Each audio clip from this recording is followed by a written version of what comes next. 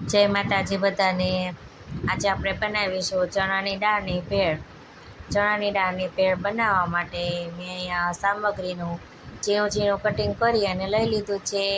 2 ટમેટાં cutting કરીને લીધા છે, 2 નાના કાંદા કટિંગ કર્યા છે, 5 મરચીનું કટિંગ કરીને રાખ્યું છે અને થોડાક લીલા ધાણા લીધા છે। હવે બધાને આપણે એક બાઉલમાં લઈ લેવાનું છે। પછી હવે એ બાઉલમાં આપણે ચણાની દાળ એડ કરીશું,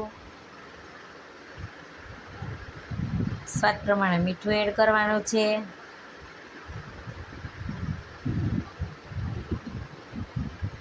થોડુંક લાલ મરચું એડ કરીશું અને અડધું ફાડું લીંબુનો રસ એડ કરીશું। જો તમને આમાં બીજી કોઈ વસ્તુ એડ કરવી હોય તો પણ તમે કરી શકો છો। ભેળને સરસ મિક્સ કરી અને એક પ્લેટમાં મેં અહીંયા સર્વ કરી લીધી છે। હવે તો તમે જોઈ શકો છો આપણી ભેળ એકદમ ઝટપટ બની અને તૈયાર થઈ ગઈ છે।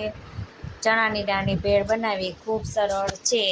જો તમને અમારો વિડીયો ગમ્યો હોય તો અમારી ચેનલને સબસ્ક્રાઈબ કરવાનું ભૂલતા નહીં।